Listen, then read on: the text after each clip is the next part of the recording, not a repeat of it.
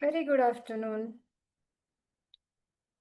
So ನಾವು ಹಿಂದಿನ ಕ್ಲಾಸಲ್ಲಿ ಜೀವಿಗಳು ಹೇಗೆ ಸಂತಾನೋತ್ಪತ್ತಿ ನಡೆಸುತ್ತವೆ ಅನ್ನೋದನ್ನ ಅಭ್ಯಾಸ ಮಾಡಿದ್ವಿ ಅಲ್ವಾ? ಹಾಗೇನೆ ನಾವು ಪರಿಸರದಲ್ಲಿ ಇದೀವಿ ಅಂತ ಅಂದ್ರೆ ನಾವು ಹಲವಾರು ಧಾತುಗಳು ನಮ್ಮ ಸುತ್ತಮುತ್ತ ಇದೆ ಅನ್ನೋದನ್ನ ನಾವು ಸ್ವಲ್ಪ ಅಭ್ಯಾಸ ಮಾಡಿದೀವಿ. ಎಲ್ಲಿ? ಲೋಹಗಳು ಮತ್ತೆ ಅಲೋಹಗಳು ಪಾಠದಲ್ಲಿ ಎಷ್ಟೊಂದು ಲೋಹಗಳನ್ನ ಮತ್ತೆ ಅಲೋಹಗಳನ್ನ ನಾವು ಬಳಸ್ತಾ ಇದ್ದೀವಿ ಅನ್ನೋದು ನಮ್ಗೆ ಇವಾಗಲೇ ಅರ್ಥ ಆಗಿದೆ, ಹೌದಾ? ಆದ್ರೆ ಆ ಲೋಹಗಳು ಮತ್ತೆ ಅಲೋಹಗಳು ಧಾತು ರೂಪದಲ್ಲಿ ಇರತ್ತೆ ಅನ್ನೋದನ್ನು ನಾವು ನೋಡಿದೀವಿ. ಅಲೋಹಗಳನ್ನ ನಾವು ಯಾವ್ಯಾವ್ದನ್ನ ಬಳಸ್ತೀವಿ ಅನ್ನೋದನ್ನ ನೋಡಿದ್ವಿ ಮಕ್ಳೇ. ಆಕ್ಸಿಜನ್ ಅನ್ನು ನಾವು ಉಸಿರಾಟ ಮಾಡೋದಿಕ್ಕೆ ಬಳಸ್ತೀವಿ. ಉಸಿರಾಟದಲ್ಲಿ ನಾವು ಒಳಗಡೆಗೆ ತಗೊಳ್ಳೋದು ಆಕ್ಸಿಜನ್ ಆದ್ರೆ ಹೊರಗಡೆಗೆ ಬಿಡೋದು ಯಾವುದನ್ನ ನಾವು ಉಸಿರಾಟ ಪ್ರಕ್ರಿಯೆಯಲ್ಲಿ ಹೊರಗಡೆಗೆ ಕಳಿಸೋದು ಯಾವುದನ್ನ? ನಮ್ಮ ಮೂಗಿನ ಮೂಲಕ ನಾವು ಹೊರಗಡೆ ಬಿಡುವಂತಹ ಅನಿಲ ಯಾವ್ದಾಗಿರತ್ತೆ? ಕಾರ್ಬನ್ ಡೈಆಕ್ಸೈಡ್ ಅಲ್ವಾ? ಅಂದ್ರೆ ಅದರಲ್ಲಿ ಕಾರ್ಬನ್ ಇದೆ ಅಂತ ಆಯ್ತು. ಹಾಗಿದ್ರೆ ಕಾರ್ಬನ್ನ ಬಗ್ಗೆ ನಾವು ಅಭ್ಯಾಸ ಮಾಡ್ಬೇಕಲ್ವಾ? ಕಾರ್ಬನ್ ಕೂಡ ಪರಿಸರದಲ್ಲಿರುವಂತಹ ಒಂದು ಧಾತು. ನಾವು ಎಲ್ಲಿ ಎಲ್ಲಿ ನೋಡಬಹುದು ಕಾರ್ಬನ್ನ ಅಂತ ಅಂದ್ರೆ, ಮೊದಲನೇದಾಗಿ ನಾವು ಉಸಿರಾಟ ಪ್ರಕ್ರಿಯೆಯಲ್ಲಿ ಆಚೆ ಕಳಿಸುವಂತಹ ಅನಿಲ ಅದು ಕಾರ್ಬನ್ ಡೈಆಕ್ಸೈಡ್ ಆಗಿದೆ, ಅಂದ್ರೆ ಅದರಲ್ಲಿ ಕಾರ್ಬನ್ ಇದೆ. ಹಾಗೇನೆ ನಾವು ಪರಿಸರದಲ್ಲಿ ನೋಡ್ತಾ ಹೋದ್ರೆ ಯಾವ ವಸ್ತುವನ್ನ ಸುಟ್ಟಾಗ ಕಪ್ಪು ಬೂದಿಯನ್ನ ಅದು ಉಂಟು ಮಾಡತ್ತೋ ಅದೆಲ್ಲಾ ವಸ್ತುಗಳು ಕಾರ್ಬನ್ ಇಂದ ಮಾಡಲ್ಪಟ್ಟಿರೋದು ಅನ್ನೋದನ್ನ ನಾವು ಗಮನಿಸಬಹುದು. ಅಂದ್ರೆ ನೀವು ಯಾವುದೇ ಒಂದು ಮರದ ತುಂಡನ್ನ ಸುಡಿ, ಸುಟ್ಟ ಮೇಲೆ ಅದು ಇಂಗಾಲ ಆಗತ್ತೆ ಅಲ್ವಾ? ಅಥವಾ ಅದು ಕಪ್ಪು ಬೂದಿ ಪೂರ್ತಿಯಾಗಿ ಬೂದಿ ಆಯ್ತು ಅಂದ್ರೆ ಕಪ್ಪು ಬೂದಿಯನ್ನ ನಮ್ಗೆ ಕೊಡತ್ತೆ. ಒಂದ್ ಪೇಪರ್ ಅನ್ನ ಸುಡಿ, ಕಪ್ಪು ಬೂದಿ ಸಿಗತ್ತೆ. ಅಥವಾ ಯಾವುದೇ ವಸ್ತುವನ್ನ ನಾವು ಸುಟ್ಟಾಗ ಅದು ಒಂದು ವೇಳೆ ಕಪ್ಪು ಬೂದಿಯನ್ನ, ಕಪ್ಪು ಬಣ್ಣದ ಹೊಗೆಯನ್ನ ಉಂಟು ಮಾಡ್ತಾ ಇದ್ರೆ ಅದನ್ನ ನಾವು ಕಾರ್ಬನ್ ನಿಂದ ಉಂಟಾದಂತಹ ವಸ್ತುಗಳು ಅನ್ನೋದನ್ನ ಅರ್ಥ ಮಾಡ್ಕೊಳ್ಬಹುದು. ಹಾಗಿದ್ರೆ ನಾವು ನಮ್ಮ ಸುತ್ತಮುತ್ತ ಎಷ್ಟೊಂದು ವಸ್ತುಗಳನ್ನ ನೋಡ್ತಾ ಇರ್ತೀವಿ. ನೀವು ಯಾವ್ದಾದ್ರು ಒಂದ್ ಸ್ವಲ್ಪ ವಸ್ತುಗಳನ್ನ ಬೇಕಿದ್ರೆ ಪ್ರಯೋಗ ನೋಡಬಹುದು. ಎಚ್ಚರಿಕೆಯಿಂದ ಮಾಡ್ಬೇಕು ಮಾಡುವಾಗ. ಪೇಪರ್ ಅನ್ನ ಸುಡೋದಾಗಿರ್ಲಿ ಅಥವಾ ಯಾವ್ದಾದ್ರು ಪ್ಲಾಸ್ಟಿಕ್ ಅನ್ನ ಸುಡೋದಾಗಿರ್ಲಿ. ಪ್ಲಾಸ್ಟಿಕ್ ಅನ್ನ ಸುಟ್ಟಾಗ್ಲೂ ಕೂಡ ನಮ್ಗೆ ಕಪ್ಪು ಬಣ್ಣದ ಹೊಗೆ ಬರೋದು ಅಥವಾ ಕಪ್ಪು ಬೂದಿ ಸಿಗೋದು ಸಾಧ್ಯತೆಗಳಿರತ್ತೆ ಅಲ್ವಾ? ಕರಗಿದಾಗ ಅದು ಕಪ್ಪು ಬಣ್ಣಕ್ಕೆ ತಿರುಗಬಹುದು. ಯಾವುದೆಲ್ಲ ಈ ರೀತಿ ಕಪ್ಪು ಬಣ್ಣಕ್ಕೆ ತಿರುಗತ್ತೋ ಅದು ಎಲ್ಲದರಲ್ಲೂ ಕಾರ್ಬನ್ ಇರತ್ತೆ. ವಸ್ತುಗಳೇನು, ನಮ್ಮ ದೇಹದಲ್ಲೂ ಕೂಡ ಹಲವಾರು ಅಂಶಗಳಲ್ಲಿ ಕಾರ್ಬನ್ ಅವಶ್ಯಕತೆ ಇರತ್ತೆ. ಕಾರ್ಬನ್ನ ಉಪಸ್ಥಿತಿಯಿಂದನೇ ನಾವು ಕೂಡ ಆಗಿರ್ತೀವಿ ಅನ್ನೋದನ್ನ ಗಮನಿಸಬಹುದು. ಸೊ ನಾವು ಕಾರ್ಬನ್ ಅನ್ನ ಅಭ್ಯಾಸ ಮಾಡೋದು ತುಂಬಾ ಇಂಪಾರ್ಟೆಂಟ್ ಇದೆ. ಹಾಗೆ ಕಾರ್ಬನ್ ಏನು, ಅದರ ವಿನ್ಯಾಸ ಯಾವ ರೀತಿ ಇರತ್ತೆ, ಎಲ್ಲದನ್ನು ನಾವು ಈ ಪಾಠದಲ್ಲಿ ಅಭ್ಯಾಸ ಮಾಡ್ತಾ ಹೋಗ್ತೀವಿ. ಸೊ ನಮ್ಮ ಇವತ್ತಿನ ಟಾಪಿಕ್ ಏನು ಅಂತ ಅಂದ್ರೆ ಕಾರ್ಬನ್ ಮತ್ತೆ ಅದರಿಂದ ಉಂಟಾಗುವಂತಹ ಸಂಯುಕ್ತಗಳು. ಸಾಕಷ್ಟು ಇನ್ಫೈನೈಟ್ ನಂಬರ್ ಅಂತಾನೆ, ಇನ್ಫೈನೈಟ್ ಇಲ್ಲ ನಾವು, ಬಟ್ ತುಂಬಾನೇ ಅಂದ್ರೆ ತುಂಬಾನೇ ಸಂಯುಕ್ತಗಳು ಕಾರ್ಬನ್ ನಿಂದ ಉಂಟಾಗ್ತಾ ಇರತ್ತೆ ಪರಿಸರದಲ್ಲಿ. ಹಾಗಾಗಿ ಇದ್ರ ಬಗ್ಗೆ ಅಭ್ಯಾಸ ಮಾಡೋದಿಕ್ಕೆ ಒಂದು ಸಪರೇಟ್ ಬ್ರಾಂಚ್ ಅನ್ನು ಸಹ ಇಟ್ಬಿಟ್ಟಿದ್ದಾರೆ. ಅಷ್ಟು ವಿಶಿಷ್ಟವಾದಂತಹ ಒಂದು ಧಾತು ಕಾರ್ಬನ್ ಆಗಿದೆ. ಸೊ ಇವತ್ತಿನ ಕ್ಲಾಸ್ ಅಲ್ಲಿ ನಾವು ಅದ್ರ ಬಗ್ಗೆ ಸ್ವಲ್ಪ ಕಲಿತಾ ಹೋಗೋಣ. ಸೊ ಕಾರ್ಬನ್ ಮತ್ತು ಅದರ ಸಂಯುಕ್ತಗಳು. ಸೊ ನಾವು ಲೋಹಗಳು ಮತ್ತು ಅಲೋಹಗಳು ಪಾಠದಲ್ಲಿ ನೋಡಿದ್ವಿ ಅಲ್ವಾ? ಹೆಚ್ಚಿನ ಪ್ರಮಾಣದಲ್ಲಿ ನಾವು ಲೋಹಗಳನ್ನ ಭೂತೊಗಟೆಯಿಂದ ನಾವು ತಗೊಳ್ತೀವಿ. ಅಂದ್ರೆ ಅದಿರನ್ನ ನಾವು ಪಡ್ಕೊಳ್ತೀವಿ. ಅದನ್ನ ನಂತರ ನಾವೇನ್ ಮಾಡ್ತೀವಿ, ಅದರಿಂದ ಲೋಹಗಳನ್ನ ನಾವು ಸಪ್ರೇಟ್ ಮಾಡ್ಕೊಳ್ತೀವಿ, ಹೌದಾ? ಅದೇ ರೀತಿ ಭೂತೊಗಟೆಯಲ್ಲಿ ಸಿಗುವಂತಹ ಖನಿಜಗಳ ರೂಪದಲ್ಲಿ ಕಾರ್ಬನ್ ಕೂಡ ಇರತ್ತೆ. ಅಂದ್ರೆ ಯಾವ ರೀತಿಯಾಗಿರತ್ತೆ ಅಂದ್ರೆ ಕಾರ್ಬೋನೇಟ್ಗಳು ಅಥವಾ ಹೈಡ್ರೋಜನ್ ಕಾರ್ಬೋನೇಟ್ಗಳು, ಕಲ್ಲಿದ್ದಲಿರಬಹುದು ಅಥವಾ ಪೆಟ್ರೋಲಿಯಂ ಇರಬಹುದು. ಹೀಗೆ ಹಲವಾರು ವಿಷಯಗಳಲ್ಲಿ ಕಾರ್ಬನ್ ಅನ್ನ ನಾವು ನೋಡೋದಿಕ್ಕೆ ಸಾಧ್ಯ ಇದೆ.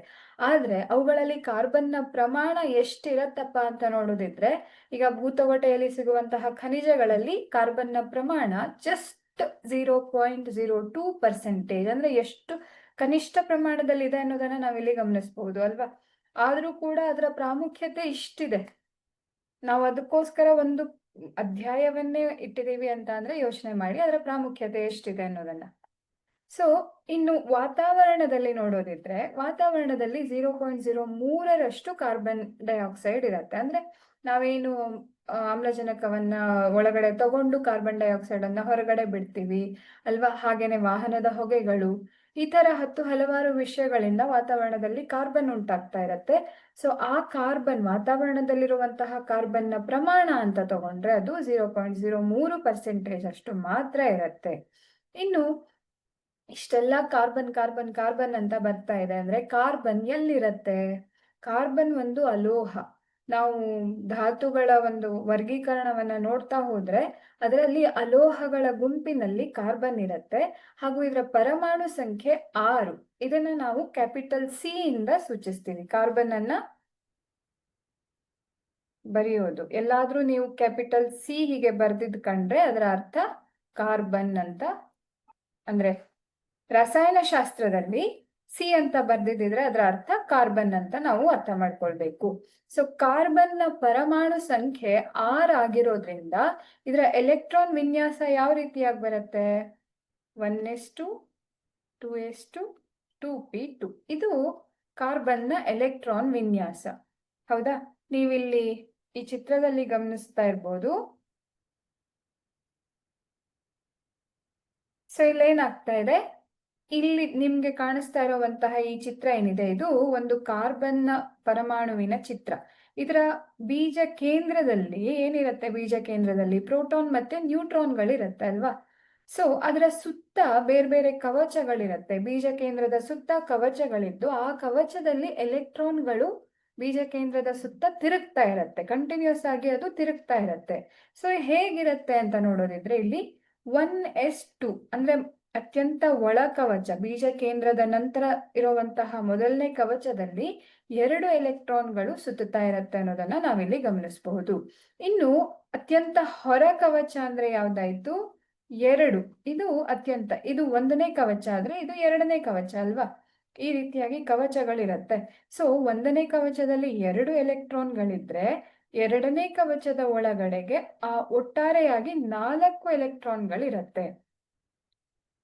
ಸೊ 6 ಎಲೆಕ್ಟ್ರಾನ್ಗಳು ಹೇಗೆ ಹಂಚಿಕೆ ಆಗಿದೆ ಅಂತ ನೋಡೋದಿದ್ರೆ ಮೊದಲನೇ ಕವಚದಲ್ಲಿ 2 ಎಲೆಕ್ಟ್ರಾನ್, ಹಾಗೆ ಅತ್ಯಂತ ಹೊರ ಕವಚದಲ್ಲಿ 4 ಎಲೆಕ್ಟ್ರಾನ್ಗಳಿದೆ. ಹಾಗಾಗಿ ನಾವು ಅತ್ಯಂತ ಹೊರ ಕವಚದಲ್ಲಿರುವಂತಹ ಎಲೆಕ್ಟ್ರಾನ್ಗಳನ್ನ ವೇಲೆನ್ಸ್ ಎಲೆಕ್ಟ್ರಾನ್ಗಳು ಅಂತ ಕರಿತೀವಿ. ಅದು ಯಾವುದೇ ಪರಮಾಣುವಿಗಾದ್ರೂ ಅತ್ಯಂತ ಹೊರ ಕವಚದಲ್ಲಿ ಎಷ್ಟು ಎಲೆಕ್ಟ್ರಾನ್ಗಳಿರತ್ತೋ ಅದನ್ನ ಆ ಪರಮಾಣುವಿನ ವೇಲೆನ್ಸ್ ಎಲೆಕ್ಟ್ರಾನ್ ಅಂತ ಕರಿತೀವಿ. ಬೇರೆ ಬೇರೆ ಪರಮಾಣುವಿಗೆ ಬೇರೆ ಬೇರೆ ರೀತಿಯಾಗಿರತ್ತೆ ಅಲ್ವಾ. ಸೊ ಇಲ್ಲಿ ಏನ ಅಂತ ನಾವು ನೋಡ್ಬಹುದು ಅಂದ್ರೆ ಈಗ ಒಂದು ಕಾರ್ಬನ್ ನ ಅತ್ಯಂತ ಹೊರ ಕವಚದಲ್ಲಿ ಒಟ್ಟು 4 ವೇಲೆನ್ಸ್ ಎಲೆಕ್ಟ್ರಾನ್ಗಳಿದೆ. ಅಂದ್ರೆ ಇಲ್ಲಿ ನಿಮ್ಗೆ ಏನು ಬ್ಲೂ ಕಲರ್ ಅಲ್ಲಿ ಕಾಣಿಸ್ತಾ ಇದೆ ಅಲ್ವಾ. ಸೊ ಇದು ಅತ್ಯಂತ ಹೊರ ಕವಚದಲ್ಲಿರುವಂತಹ ವೇಲೆನ್ಸ್ ಎಲೆಕ್ಟ್ರಾನ್ಗಳು.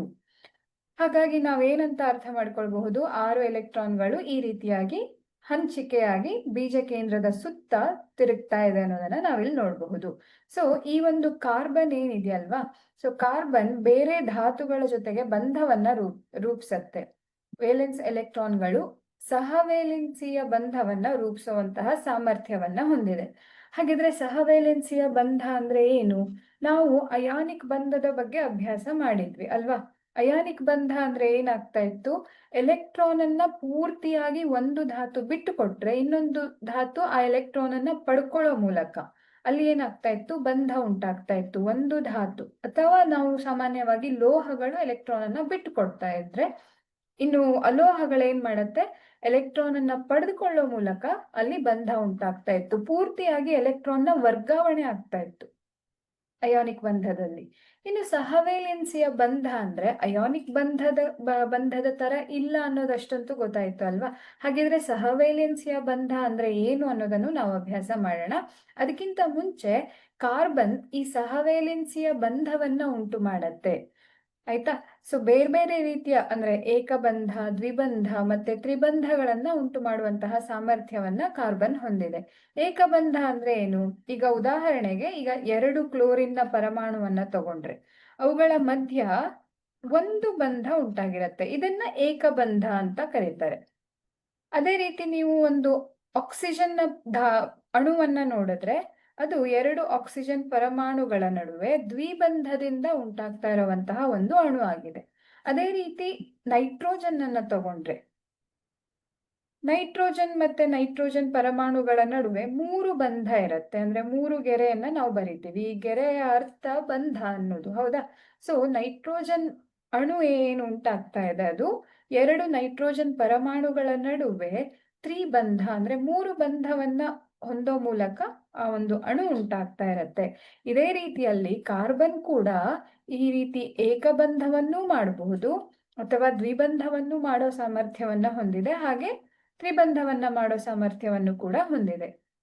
ಸೊ ಒಂದು ಕಾರ್ಬನ್ ಈ ರೀತಿ ಏಕಬಂಧ, ದ್ವಿಬಂಧ ಅಥವಾ ತ್ರಿಬಂಧಗಳ ಮೂಲಕ ಸಹವೇಲೆನ್ಸಿಯ ಬಂಧವನ್ನ ರೂಪಿಸಿ ಅಣುವನ್ನ ಉಂಟು ಮಾಡುವಂತಹ ಸಾಮರ್ಥ್ಯವನ್ನ ಹೊಂದಿದೆ ಅನ್ನೋದು ನಮ್ಗಿಲ್ಲಿ ಅರ್ಥ ಆಗ್ತಾ ಇದೆ.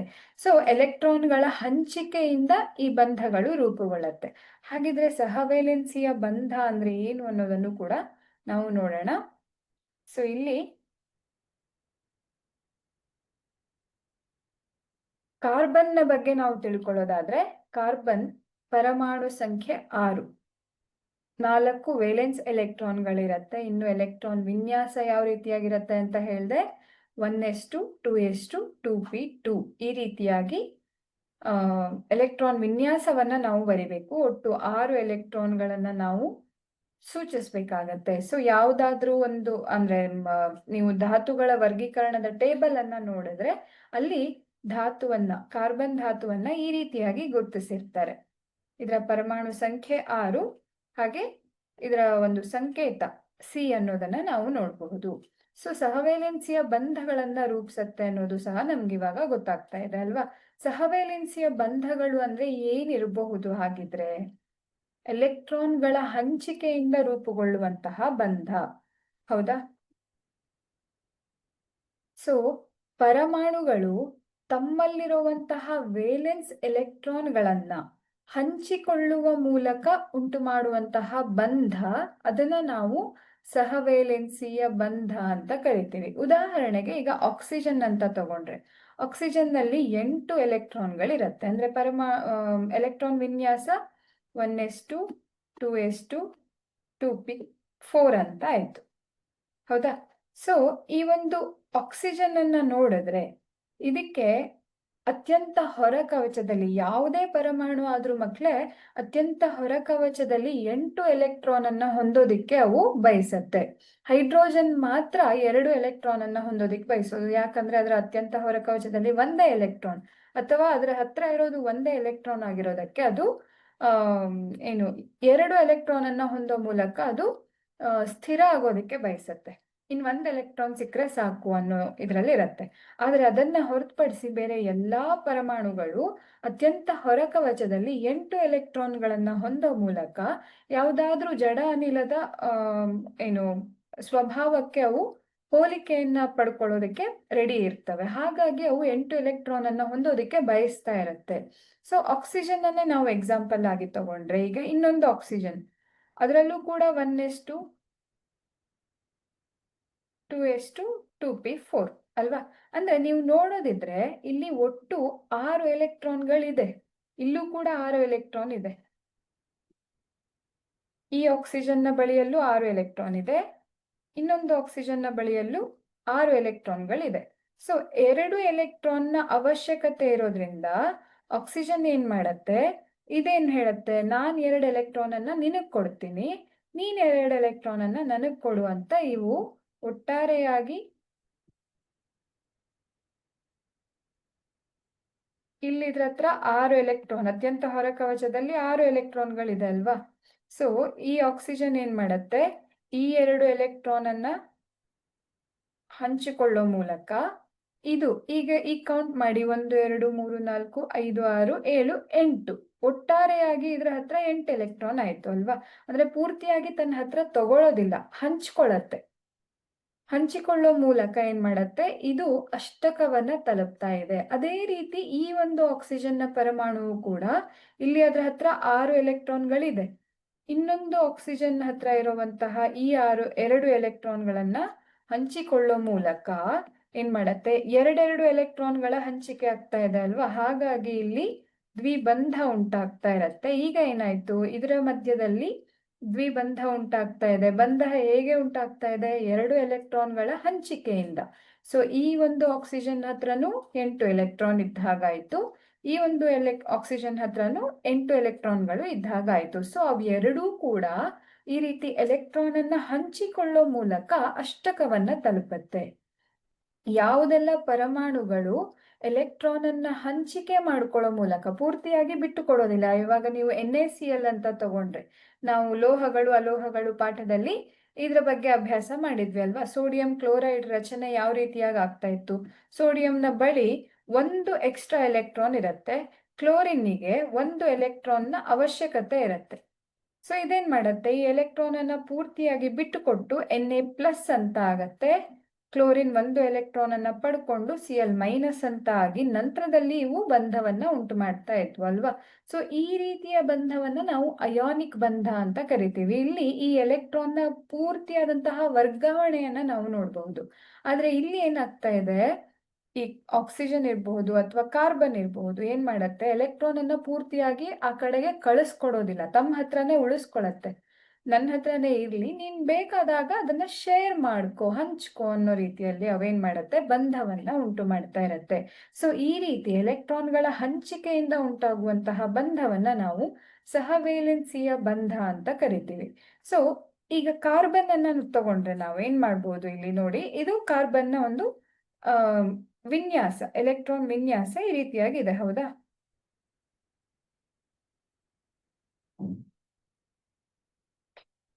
ಸೊ ಇಲ್ಲಿ ಕಾರ್ಬನ್ ಇದೆ.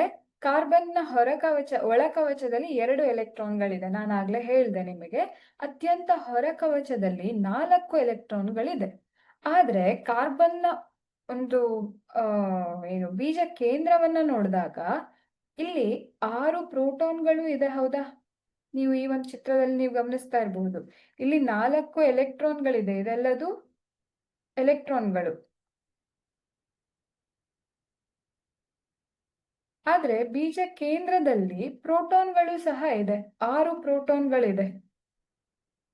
ಸೊ ಈ 6 ಪ್ರೋಟಾನ್ಗಳು ಅಂತ ಅಂದ್ರೆ ಧನ ಆವೇಶಗಳು. ಪ್ರೋಟಾನ್ಗಳು ಧನ ಏನು ಪಾಸಿಟಿವ್ ಚಾರ್ಜ್ ಅನ್ನ ಹೊಂದಿರತ್ತೆ.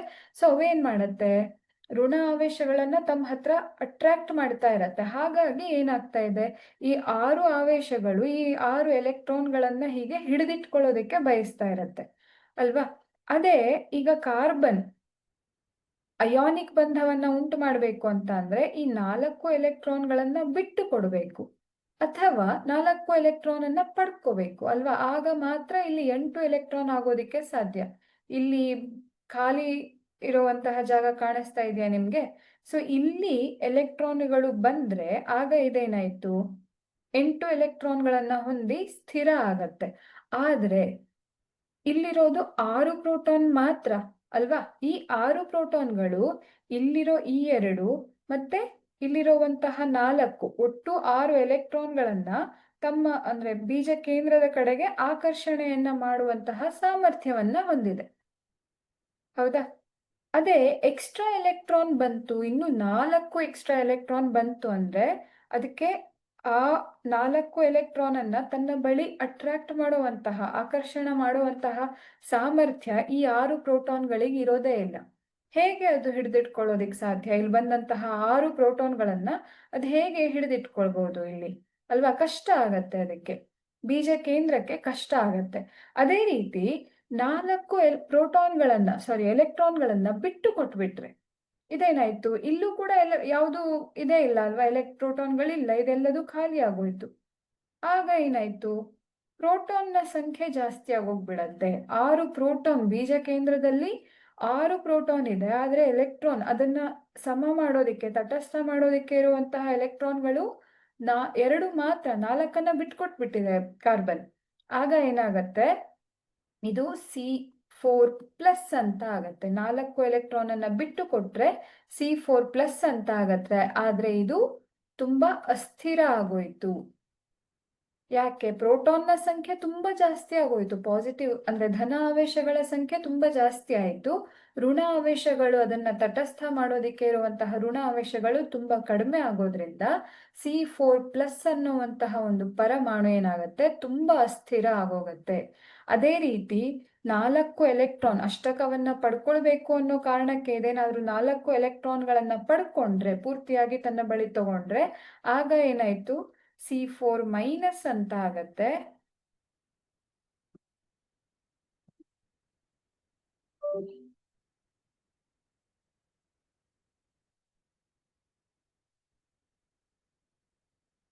C4- ಅಂತಾಗಿ ಆಗ್ಲೂ ಕೂಡ ಅಸ್ಥಿರ ಆಯ್ತು. ಹೀಗೆ ಅಸ್ಥಿರ ಆಗೋದ್ರಿಂದಾಗಿ ಏನ್ ಮಾಡತ್ತೆ, ಕಾರ್ಬನ್ 4 ಎಲೆಕ್ಟ್ರಾನ್ ಅನ್ನ ಬಿಟ್ಟು ಕೊಡೋದಿಲ್ಲ ಅಥವಾ 4 ಎಲೆಕ್ಟ್ರಾನ್ ಅನ್ನ ಪಡ್ಕೊಳ್ಳೋದು ಇಲ್ಲ. ಅದರಿಂದಾಗಿ C4+ ಅಥವಾ C4- ಇದೇನಿಲ್ಲ, ಈ ರೀತಿಯಾಗಿ ಈ ಒಂದು ರಚನೆ ಉಂಟಾಗೋದಿಕ್ಕೆ ಸಾಧ್ಯ ಇರೋದಿಲ್ಲ.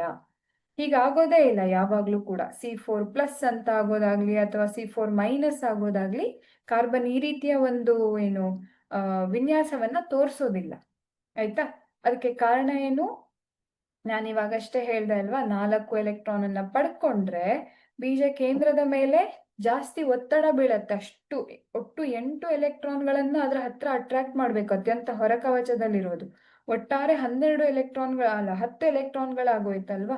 ಅದಿಷ್ಟನ್ನು ಆಕರ್ಷಣ ಮಾಡುವಂತಹ ಸಾಮರ್ಥ್ಯ ಬೀಜ ಕೇಂದ್ರಕ್ಕಿರೋದಿಲ್ಲ. ಹಾಗಾಗಿ C4- ಸಾಧ್ಯ ಇಲ್ಲ. ಅದೇ ರೀತಿ 4 ಎಲೆಕ್ಟ್ರಾನ್ಗಳನ್ನ ಬಿಟ್ಟು ಕೊಟ್ಬಿಟ್ರೆ 2 ಎಲೆಕ್ಟ್ರಾನ್ ಉಳಿತು. ಕಾರ್ಬನ್ನ ಬಳಿಯಲ್ಲಿ 2 ಎಲೆಕ್ಟ್ರಾನ್ ಉಳಿಯತ್ತೆ. 6 ಪ್ರೋಟಾನ್ಗಳು 2 ಎಲೆಕ್ಟ್ರಾನ್ಗಳು ಅಲ್ಲಿ ಸಮ ಆಗೋದಿಕ್ಕೆ ಸಾಧ್ಯ ಇಲ್ಲ ಅಲ್ವಾ. ಧನ ಆವೇಶಗಳ ಸಂಖ್ಯೆ ತುಂಬಾ ಜಾಸ್ತಿ ಆಗೋಗ್ಬಿಡತ್ತೆ. ಹಾಗಾಗಿ ಈ ಎರಡೂ ಕೇಸಲ್ಲೂ ಏನು ಪರಮಾಣು ತುಂಬಾ ಅಸ್ಥಿರ ಆಗೋದಕ್ಕೆ ಈ ರೀತಿಯ ಒಂದು ರಚನೆ ಸಾಧ್ಯ ಇಲ್ಲ. ಇನ್ನು ಕಾರ್ಬನ್ ಸಂಯುಕ್ತಗಳು ಹೇಗಿರತ್ತೆ, ಅವುಗಳ ಗುಣಲಕ್ಷಣಗಳು ಏನು ಅಂತ ನೋಡೋದಿದ್ರೆ, ಇವು ವಿದ್ಯುತ್ನ ಕಳಪೆ ವಾಹಕಗಳಾಗಿದೆ. ಯಾಕೆ ವಿದ್ಯುತ್ತಿನ ಕಳಪೆ ವಾಹಕಗಳು ಇವು ಅಂತ ನೋಡೋದಿದ್ರೆ, ನಾನಿವಾಗಷ್ಟೇ ಹೇಳಿದೆ C4+ ಅಥವಾ C4- ಅನ್ನೋದು ಉಂಟಾಗೋದಿಲ್ಲ ಅಂತ. ಹಾಗಿದ್ರೆ ಕಾರ್ಬನ್ ಯಾವಾಗ್ಲೂ C ಆಗಿ ಇರತ್ತೆ ಅಲ್ವಾ. ಅವುಗಳ ಯಾವ್ದಾದ್ರು ಬೇರೆ ಒಂದು ಪರಮಾಣುವಿನ ಜೊತೆಗೆ ಏಕಬಂಧ ಅಥವಾ ದ್ವಿಬಂಧ, ತ್ರಿಬಂಧವನ್ನ ಉಂಟು ಮಾಡಿ ಅದು ಬಂಧವನ್ನ ರಚನೆ ಮಾಡತ್ತೆ ಅನ್ನೋದು ಗೊತ್ತಾಯ್ತು. ಆದ್ರೆ ಇಲ್ಲಿ ಅಯಾನುಗಳು ಉಂಟಾಗೋದಿಲ್ಲ. ಹೌದಾ? ಅಯಾನುಗಳು ಉಂಟಾಗೋದಿಲ್ಲ ಅಂತ ಅಂದ್ರೆ, ಅಯಾನ್ ಇಲ್ಲ ಅಂತಂದ್ರೆ ವಿದ್ಯುತ್ತನ್ನ ಯಾರು ತಗೊಂಡು ಹೋಗ್ತಾರೆ? ಈಗ ನಾವು ಲೋಹಗಳಲ್ಲಿ ನೋಡಿದೀವಿ, ಅಲ್ಲಿ ಅಯಾನುಗಳು ಏನಿರತ್ತೆ ಅವು ವಿದ್ಯುತ್ತನ್ನ ತಗೊಂಡು ಹೋಗ್ತಾ ಇರತ್ತೆ. ಹೌದಾ? ಅಯಾನುಗಳನ್ನ ಉಂಟು ಮಾಡ್ತಾ ಇರತ್ತೆ. ಲೋಹಗಳು ಅಲೋಹಗಳು ಎಲ್ಲ ಅಯಾನುಗಳನ್ನ, ಅವುಗಳ ಬಂಧ ಉಂಟಾದಾಗ ಅಯಾನುಗಳು ಉಂಟಾಗಿರತ್ತೆ. ಸೊ ಅವು ವಿದ್ಯುತ್ತಿನ ವಾಹಕಗಳಾಗಿ ವರ್ತಿಸತ್ತೆ ಅನ್ನೋದನ್ನ ನೋಡಿದೀವಿ. ಎಲೆಕ್ಟ್ರಾನ್ಗಳಿರತ್ತೆ, ಅವು ವಾಹಕಗಳಾಗಿರತ್ತೆ. ಆದ್ರೆ ಇಲ್ಲಿ ಕಾರ್ಬನ್ ನಲ್ಲಿ ಏನು, ಅಯಾನುಗಳು ಉಂಟಾಗೋದಿಲ್ಲ ಅಲ್ವಾ. ಇದು ಸಹವೇಲೆನ್ಸಿಯ ಬಂಧವನ್ನ ಉಂಟು ಮಾಡ್ತಾ ಇರತ್ತೆ ಹೊರತು ಯಾವುದೇ ಅಯಾನಿಕ್ ಬಂಧವನ್ನ ಉಂಟು ಮಾಡ್ತಾ ಇಲ್ಲ. ಅಯಾನುಗಳಿಲ್ಲ ಅಂತ ಅಂದ್ರೆ ವಿದ್ಯುತ್ತನ್ನ ಒಂದು ಜಾಗದಿಂದ ಇನ್ನೊಂದು ಜಾಗಕ್ಕೆ ತಗೊಂಡು ಹೋಗೋದಿಕ್ಕೆ ಯಾವುದೇ ಏನು ವಾಹಕ ಆಗೋದಿಕ್ಕೆ ಅದಕ್ಕೆ ಯಾವುದೇ ಅಯಾನುಗಳ ವ್ಯವಸ್ಥೆ ಇಲ್ಲ ಅದರಲ್ಲಿ. ಆದ್ದರಿಂದಾಗಿ ಏನಾಗುತ್ತೆ, ಇದು ವಿದ್ಯುತ್ತಿನ ಕಳಪೆ ವಾಹಕಗಳಾಗಿದೆ. ಹಾಗೆ ಕಡಿಮೆ ಕರಗುವ ಮತ್ತೆ ಕುದಿಬಿಂದುವನ್ನ ಹೊಂದಿರುತ್ತೆ. ಸಾಮಾನ್ಯವಾಗಿ ಕಾರ್ಬನ್ ಸಂಯುಕ್ತಗಳು ಕಡಿಮೆ ಕುದಿಬಿಂದು ಮತ್ತೆ ಕರಗುವ ಬಿಂದುವನ್ನ ಹೊಂದಿರುತ್ತೆ. ಯಾಕೆ ಅಂತ ಅಂದ್ರೆ ಅವು ಅಣುಗಳ ನಡುವಿನ ಆಕರ್ಷಣ ಬಲಗಳು ಪ್ರಬಲವಾಗಿ ಇರೋದಿಲ್ಲ. ಅಂದ್ರೆ ನೀವೀಗ ಈ ಒಂದು ಚಿತ್ರವನ್ನ ನೋಡಿದ್ರೆ ಇಲ್ಲಿ H2O,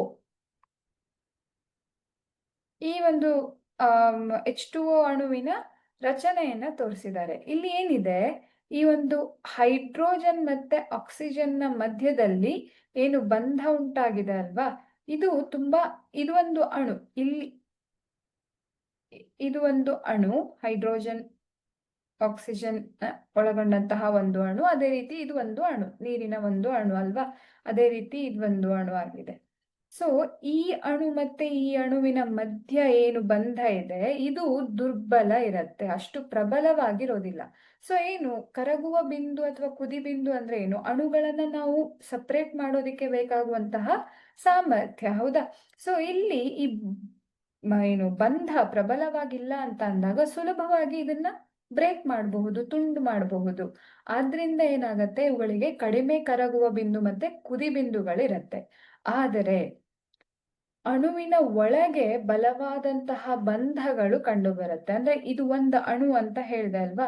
ಸೊ ಈ ಒಂದು ಅಣು ಮತ್ತೆ ಇನ್ನೊಂದು ಅಣುವಿನ ಬಂಧ ದುರ್ಬಲವಾಗಿದ್ರೂ ಕೂಡ ಈ ಒಂದು ಅಣುವಿನಲ್ಲೇ ಆಕ್ಸಿಜನ್ ಮತ್ತೆ ಹೈಡ್ರೋಜನ್ನಿಗೆ ಬಂಧ ಉಂಟಾಗಿರತ್ತೆ. ಹೌದಾ?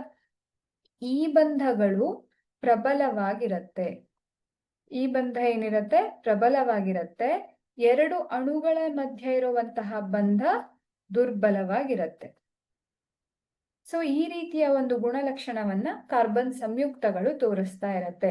ಈಗ ನಾವು ಒಂದು ಹೈಡ್ರೋಜನ್ ಸಂಯುಕ್ತ ಅಂತ ಹೈಡ್ರೋಜನ್ ಅಣು ಅಂತ ನೋಡೋದಿದ್ರೆ, ಇಲ್ಲಿ ಹೈಡ್ರೋಜನ್ ಬಳಿಯಲ್ಲಿ ಒಂದು ಎಲೆಕ್ಟ್ರಾನ್ ಇರುತ್ತೆ. ಹೌದಾ? ಸೊ ಈ ಹೈಡ್ರೋಜನ್ ಎರಡು ಎಲೆಕ್ಟ್ರಾನ್ ಅನ್ನ ಪಡ್ಕೊಂಡು ಸ್ಥಿರ ಆಗೋದಿಕ್ಕೆ ಬಯಸ್ತಾ ಇರತ್ತೆ. ಸೊ ಹೈಡ್ರೋಜನ್ ಏನ್ ಮಾಡ್ತಾ ಇದೆ, ಈ ರೀತಿ ಎರಡು ಹೈಡ್ರೋಜನ್ ನ ಪರಮಾಣುಗಳು ತಮ್ಮ ಹತ್ರ ಇರುವಂತಹ ಒಂದೊಂದು ಎಲೆಕ್ಟ್ರಾನ್ ಅನ್ನ ಇದೇ ರೀತಿ ಇನ್ನೊಂದು ಹೈಡ್ರೋಜನ್ ಬಂದು ಇದರ ಬಳಿಯಲ್ಲಿ ಏನ್ ಹೇಳತ್ತೆ, ನಿನ್ ಹತ್ರ ಇರೋ ಒಂದು ಹೈಡ್ರೋಜನ್ ಅನ್ನ ನನ್ ಜೊತೆ ಶೇರ್ ಮಾಡ್ಕೊ, ನನ್ನ ಹತ್ರ ಇರೋ ಒಂದು ಹೈಡ್ರೋಜನ್ ಅನ್ನ ನಿನ್ ಜೊತೆ ಶೇರ್ ಮಾಡ್ಕೊಳ್ತೀನಿ ಅಂತ ಎರಡೂ ಹೈಡ್ರೋಜನ್ ನ ಪರಮಾಣುಗಳು ಒಂದೊಂದು ಎಲೆಕ್ಟ್ರಾನ್ ಅನ್ನ ಹಂಚಿಕೊಳ್ಳುವ ಮೂಲಕ ಹೀಗೆ ಎರಡು ಎಲೆಕ್ಟ್ರಾನ್ ಹೊಂದುತ್ತಾ ಇದೆ. ಹೌದಾ? ನೀವು ಪೈ ನಕ್ಷೆಯನ್ನ ಬಿಡಿಸಿದ್ದು ನೆನ್ಪು ಮಾಡ್ಕೊಳ್ಳಿ. ಯಾವಾಗಾದ್ರೂ ಪೈ ನಕ್ಷೆ ಬಿಡಿಸಿದ್ದಿದ್ರೆ, ಸಾರಿ ಪೈ ನಕ್ಷೆ ಅಲ್ಲ, ವೆನ್ ಡೈಗ್ರಾಮ್ ಅನ್ನ ಬಿಡಿಸಿದಿದ್ರೆ ನೆನ್ಪು ಮಾಡ್ಕೊಳ್ಳಿ. ಹೀಗೆ ನಾವು ವೆನ್ ಡೈಗ್ರಾಮ್ ಅನ್ನ ಬಿಡಿಸ್ತಿದ್ವಿ. ಇದು ಮೂರು ವೃತ್ತದಲ್ಲೂ ಶೇರ್ ಆಗುವಂತಹ ಕಾಮನ್ ಪಾರ್ಟ್ ಆಗಿತ್ತಲ್ವಾ ಇದು. ಅದೇ ರೀತಿ ಇಲ್ಲಿ ಇದನ್ನ ನೀವು ಗಮನಿಸಿದ್ರೆ ಇದು ಒಂದು ವೃತ್ತ ಆಗಿದೆ, ಹಾಗೆ ಇದು ಒಂದು ವೃತ್ತ.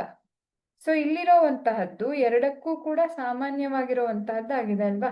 ಅದೇ ರೀತಿಯಲ್ಲಿ ನಾವು ಇಲ್ಲಿ ಅರ್ಥ ಮಾಡ್ಕೊಳ್ಬಹುದು. ಸೊ ಈ ಎರಡು ಎಲೆಕ್ಟ್ರಾನ್ ಈ ಕಡೆ ಹೈಡ್ರೋಜನ್ ನ ಪರಮಾಣುವಿಗೂ ಸಂಬಂಧಪಟ್ಟಿದ್ದು, ಈ ಕಡೆ ಇರುವಂತಹ ಹೈಡ್ರೋಜನ್ ನ ಪರಮಾಣುವಿಗೂ ಕೂಡ ಸಂಬಂಧಪಟ್ಟಿದ್ದಾಗಿದೆ. ಈ ರೀತಿಯಾಗಿ ಏನ್ ಮಾಡತ್ತೆ, ಎರಡು ಪರಮಾಣುಗಳು ಎಲೆಕ್ಟ್ರಾನ್ ಅನ್ನ ಹಂಚಿಕೊಳ್ಳುವ ಮೂಲಕ ಏನ್ ಮಾಡ್ತಾ ಇರತ್ತೆ, ಇಲ್ಲಿ ನೀವು ಗಮನಿಸ್ತಾ ಇದ್ದೀರಾ ಅಂತ ನಾನು ಅನ್ಕೊಳ್ತೀನಿ. ಸೊ ಇದೊಂದು ಹೈಡ್ರೋಜನ್ ನ ಪರಮಾಣು ಅಲ್ವಾ? ಅದೇ ರೀತಿ ಇದೊಂದು ಹೈಡ್ರೋಜನ್ ನ ಪರಮಾಣು. ಸೊ ಇವುಗಳು ಎರಡು ಎಲೆಕ್ಟ್ರಾನ್ ಅನ್ನ ಪರಸ್ಪರ ಹಂಚಿಕೊಳ್ಳುವ ಮೂಲಕ, ಅಂದ್ರೆ ಇದು ಒಂದು ಎಲೆಕ್ಟ್ರಾನ್, ಇದು ಒಂದು ಎಲೆಕ್ಟ್ರಾನ್, ಸೊ ಒಟ್ಟಾರೆಯಾಗಿ ಎರಡು ಎಲೆಕ್ಟ್ರಾನ್ಗಳು ಪರಸ್ಪರ ಹಂಚಿಕೆ ಆಗುವ ಮೂಲಕ ಏಕಬಂಧವನ್ನ ಉಂಟು ಮಾಡ್ತಾ ಇದೆ. ಇದನ್ನೇ ನಾವು ಸಹವೇಲೆನ್ಸಿಯ ಬಂಧ ಅಂತ ಕರೆಯೋದು. ಆಯ್ತಾ? ಕಾರ್ಬನ್ ನಲ್ಲೂ ಕೂಡ ಈ ಒಂದು ಸಹವೇಲೆನ್ಸಿಯ ಬಂಧವನ್ನ ಉಂಟು ಮಾಡುವಂತಹ ಸಾಮರ್ಥ್ಯ ಕಾರ್ಬನ್ ನಲ್ಲೂ ಕೂಡ ಇದೆ. ಇದು ಅಯಾನಿಕ್ ಬಂಧವನ್ನ ಉಂಟು ಮಾಡೋದಿಲ್ಲ. ಕಾರಣ ಈಗಷ್ಟೇ ಹೇಳಿದೆ ನಾನು ಅಲ್ವಾ, C4- ಅಥವಾ C4+ ಆಗಿ ಅದು ಬದಲಾಗೋದಿಕ್ಕೆ ಸಾಧ್ಯ ಇಲ್ಲದೆ ಇರೋದ್ರಿಂದ ಕಾರ್ಬನ್ ಏನ್ ಮಾಡತ್ತೆ, ತನ್ನ ಹತ್ರ ಇರುವಂತಹ ಎಲೆಕ್ಟ್ರಾನ್ಗಳನ್ನ ಹಂಚಿಕೊಳ್ಳೋ ಮೂಲಕ ಸಹವೇಲೆನ್ಸಿಯ ಬಂಧವನ್ನ ಉಂಟು ಮಾಡತ್ತೆ. ಹಾಗಿದ್ರೆ ಸಹವೇಲೆನ್ಸಿಯ ಬಂಧ ಅಂದ್ರೆ ಏನು ಅನ್ನೋದು ನಿಮ್ಗೆ ಇವಾಗ ಅರ್ಥ ಆಗಿದೆ ಅಂತ ನಾನು ಅನ್ಕೊಳ್ತೀನಿ. ಇನ್ನೂ ಒಂದ್ಸಲ ಹೇಳ್ಬಿಡ್ತೀನಿ, ಸಹವೇಲೆನ್ಸಿಯ ಬಂಧ ಅಂದ್ರೆ ಏನು ಅನ್ನೋದನ್ನ.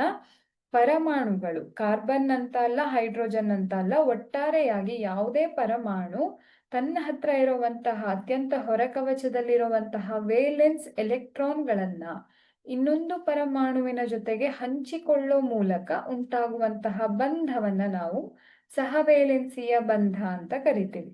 ಸೊ ಕಾರ್ಬನ್ ಈ ರೀತಿ ಸಹವೇಲೆನ್ಸಿಯ ಬಂಧವನ್ನ ಉಂಟು ಮಾಡೋ ಸಾಮರ್ಥ್ಯವನ್ನ ಹೊಂದಿರತ್ತೆ. ಆಯ್ತಾ?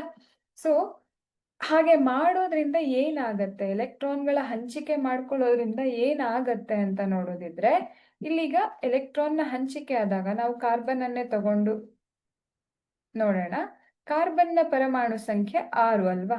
So 1s2 2s2 2p2. ಅದೇ ರೀತಿ ಇನ್ನೊಂದು ಕಾರ್ಬನ್ನ ಪರಮಾಣು, ಹೌದಾ?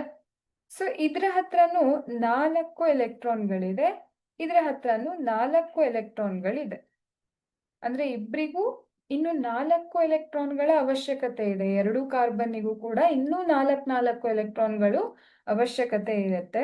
ಹಾಗಾಗಿ ಕಾರ್ಬನ್ ಏನ್ ಮಾಡತ್ತೆ,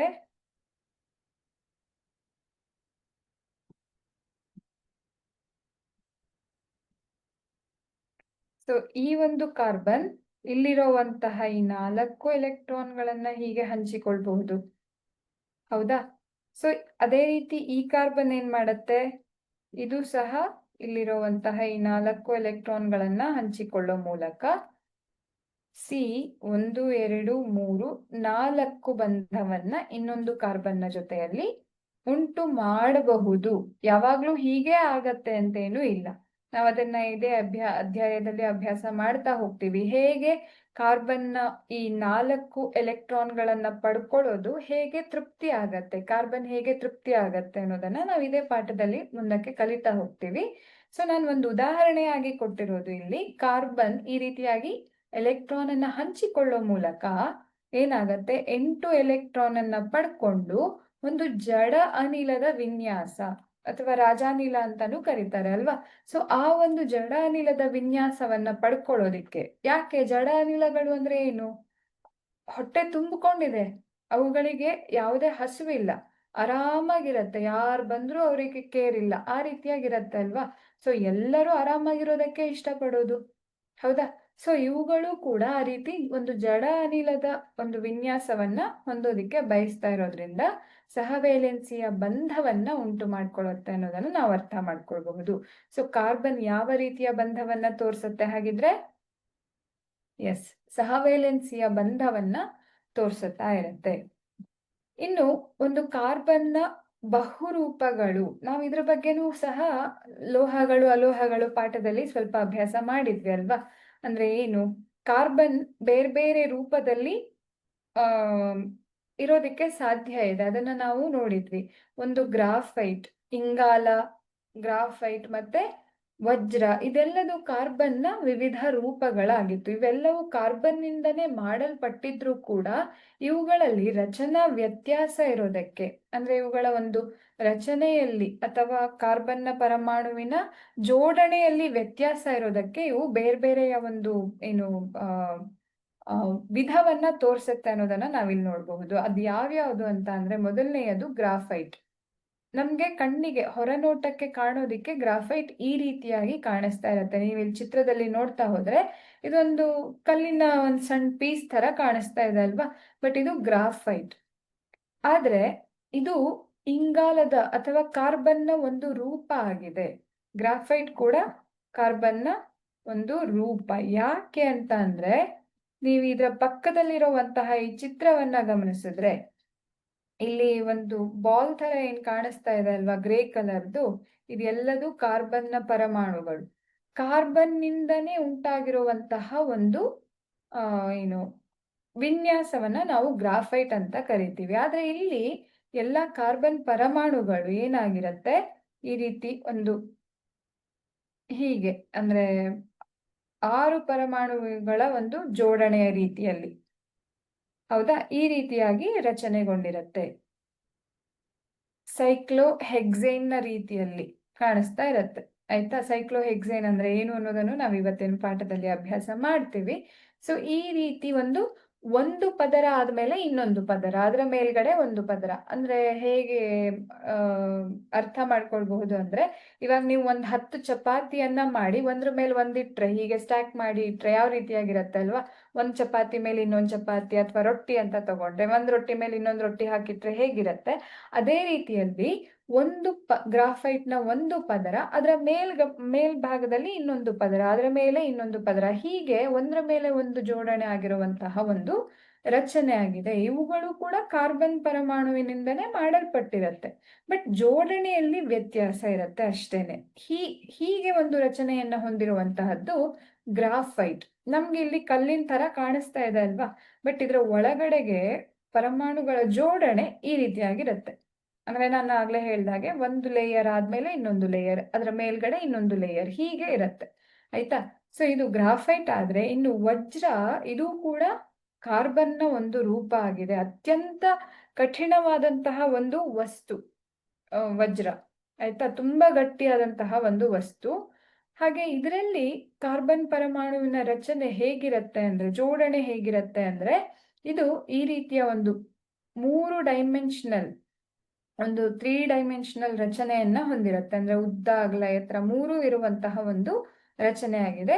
ಇಲ್ಲಿ ಮಧ್ಯದಲ್ಲಿ ಒಂದು ಕಾರ್ಬನ್ನ ಪರಮಾಣು ಇನ್ನು 4 ಪ್ರತಿಯೊಂದು ಕಾರ್ಬನ್ನ ಪರಮಾಣುವು ಕೂಡ ಇನ್ನು 4 ಕಾರ್ಬನ್ ಬೇರೆ ಕಾರ್ಬನ್ ಪರಮಾಣುವಿನ ಜೊತೆಗೆ ಬಂಧದಲ್ಲಿ ಇರುತ್ತೆ. ನೀವು ಯಾವುದೇ ಪರಮಾಣುವನ್ನು ತಗೊಳ್ಳಿ, ಈಗ ಇದು ಅಂತ ತಗೊಂಡ್ರೆ ಇಲ್ಲೊಂದಿದೆ, ಇಲ್ಲೊಂದಿರತ್ತೆ, ಹಾಗೆ ಇಲ್ಲೆಲ್ಲೋ ಒಂದಿರತ್ತೆ, ಹೀಗೊಂದಿರತ್ತೆ. ಆಯ್ತಾ? ಪ್ರತಿಯೊಂದು ಕಾರ್ಬನ್ನು ಕೂಡ ಇನ್ನು 4 ಕಾರ್ಬನ್ನ ಜೊತೆಗೆ ಬಂಧವನ್ನ, ಸಾರಿ 4 ಕಾರ್ಬನ್ನ ಜೊತೆಗೆ ಬಂಧವನ್ನ ಹೊಂದಿರತ್ತೆ. ಈ ರೀತಿಯ ಒಂದು ರಚನೆಯನ್ನ ನಾವು ವಜ್ರದಲ್ಲಿ ನೋಡಬಹುದು. ಕಾರ್ಬನ್ ಪರಮಾಣುವಿನ ರಚನೆ ಈ ರೀತಿಯಾಗಿರುತ್ತೆ. ಅಂದ್ರೆ ಇಲ್ಲಿ ನಿಮ್ಗೆ ಕಾಣಿಸ್ತಾ ಇರಬಹುದು, 3 ಡೈಮೆನ್ಷನಲ್ಲೂ ಇರುತ್ತೆ ಇದು. ಆಯ್ತಾ? ಇದನ್ನ ನಾವು ವಜ್ರದಲ್ಲಿ ನೋಡಿದ್ರೆ, ಇನ್ನು 3ನೆಯ ಬಹುರೂಪ ಅಂತ ಅಂದ್ರೆ ಅದು ಫುಲ್ಲರೀನ್ ಅಂತ ಕರೀತಾರೆ, ಅಥವಾ C60 ಅಂತಾನೂ ಕೂಡ ಹೇಳ್ತಾರೆ. ಇದರಲ್ಲಿ ಒಂದು ಪಂಚಮುಖ ಆಗಿದ್ರೆ ಇನ್ನೊಂದು ಷಟ್ಮುಖ. ಆಯ್ತಾ? ಸೊ 6 ಮುಖ ಮತ್ತೆ ಪಂಚಮುಖ ಅಂದ್ರೆ 6 ಬಾಹುವಿನಿಂದ ಆದಂತಹದ್ದು ಒಂದು ರಚನೆ ಆದ್ರೆ ಇನ್ನೊಂದು 5 ಬಾಹುವಿನ ಒಂದು ರಚನೆ. ಅವುಗಳು ಒಂದ್ರ ಪಕ್ಕದಲ್ಲಿ ಒಂದು ಹೀಗೆ ಜೋಡಿಸ್ಕೊಂಡಿರತ್ತೆ. ಅಂದ್ರೆ ಒಂದು ಪೆಂಟಗಾನ್ ಮತ್ತೊಂದು ಹೆಕ್ಸಗಾನ್, 6 ಮುಖವನ್ನ ಹೊಂದಿರುವಂತಹದ್ದು. ಈ ರೀತಿಯ ಇಲ್ಲಿ ನೀವು ಕೌಂಟ್ ಮಾಡಿದ್ರೆ 1 2 3 4 5 ಅಲ್ವಾ? ಅದೇ ರೀತಿ ಈ ಒಂದು ರಚನೆಯನ್ನ ನೋಡಿದ್ರೆ ಇಲ್ಲಿ 1 2 3 4 5 6, ಇದಕ್ಕೆ ತಾಕೊಂಡು ಇನ್ನೊಂದು 5 ಮುಖದ್ದಿರತ್ತೆ, ಮತ್ತೆ ಪಕ್ಕದಲ್ಲಿ 6 ಮುಖ, ಹೀಗೆ ಒಂದಕ್ಕೊಂದು ಜೋಡಿಸ್ಕೊಂಡು ರಚನೆ ಆಗಿರತ್ತೆ. ನೀವು ಈ ಚಿತ್ರದಲ್ಲೂ ಗಮನಿಸ್ತಾ ಇರಬಹುದು. ನಾನು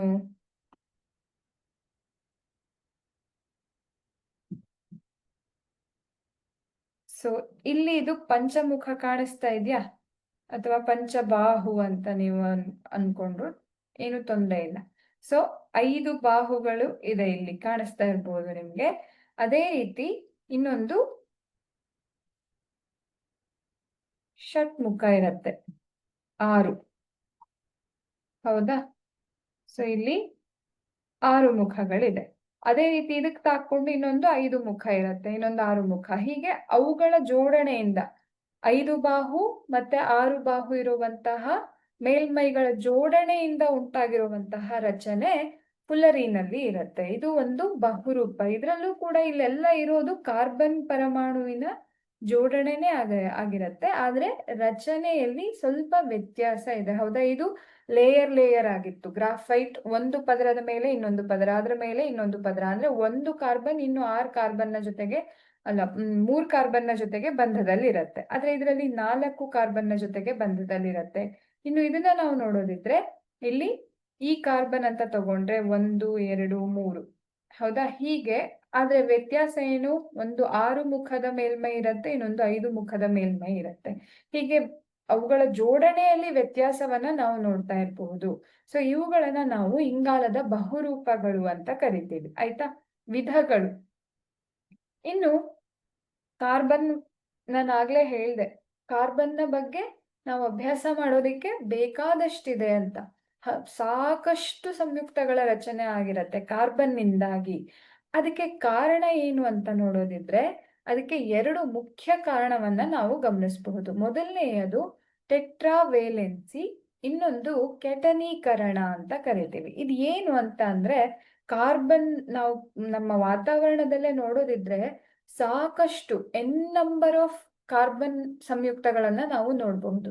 ಸಿಕ್ಕಾಪಟ್ಟೆ ಕಾರ್ಬನ್ ಸಂಯುಕ್ತಗಳಿದೆ, ಸಾವಯವ ಸಂಯುಕ್ತಗಳು. ಯಾಕೆ ಅಂತ ಅಂದ್ರೆ ಅದಕ್ಕೆ ಮುಖ್ಯ ಕಾರಣ ಏನು ಅಂತ ನೋಡೋದಿದ್ರೆ ಅದು ಟೆಟ್ರಾವೇಲೆನ್ಸಿ ಮತ್ತೆ ಕೆಟನೀಕರಣ ಸಾಮರ್ಥ್ಯ. ಏನಿದು ಟೆಟ್ರಾವೇಲೆನ್ಸಿ ಮತ್ತೆ ಕೆಟನೀಕರಣ ಸಾಮರ್ಥ್ಯ ಅಂದ್ರೆ? ವೇಲೆನ್ಸಿ, ಹೌದಾ? ವೇಲೆನ್ಸಿ ಅಂದ್ರೆ ಏನು? ನಾವಿವಾಗ ಅಷ್ಟೇ ಅರ್ಥ ಮಾಡ್ಕೊಂಡಿದೀವಿ. ವೇಲೆನ್ಸಿ ಅಂತ ಅಂದ್ರೆ ಅತ್ಯಂತ ಹೊರ ಕವಚದಲ್ಲಿ ಇರುವಂತಹ ಎಲೆಕ್ಟ್ರಾನ್ಗಳ ಸಂಖ್ಯೆ, ವೇಲೆನ್ಸ್ ಎಲೆಕ್ಟ್ರಾನ್ ಅಂತ ಕರಿತೀವಿ. ಅವುಗಳಲ್ಲಿ ಎಷ್ಟು ಎಲೆಕ್ಟ್ರಾನ್ ಅನ್ನ ಅದು ಬಿಟ್ಕೊಡೋದಿಕ್ಕೆ ಅಥವಾ ಎಷ್ಟು ಎಲೆಕ್ಟ್ರಾನ್ಗಳನ್ನ ಅದು ಪಡ್ಕೊಳ್ಳೋದಿಕ್ಕೆ ಸಾಮರ್ಥ್ಯವನ್ನ ಹೊಂದಿರತ್ತೆ ಅನ್ನೋದನ್ನ ನಾವು ನಿರ್ಧಾರ ಮಾಡಬಹುದು. ಹೌದಾ? ಸೊ ಇನ್ನು ಕಾರ್ಬನ್ ಅಂತ ನಾವು ತಗೊಂಡ್ರೆ, ಕಾರ್ಬನ್ ನಲ್ಲಿ ಅತ್ಯಂತ ಹೊರ ಕವಚದಲ್ಲಿ 4 ಎಲೆಕ್ಟ್ರಾನ್ಗಳಿದೆ. ಅಲ್ವಾ?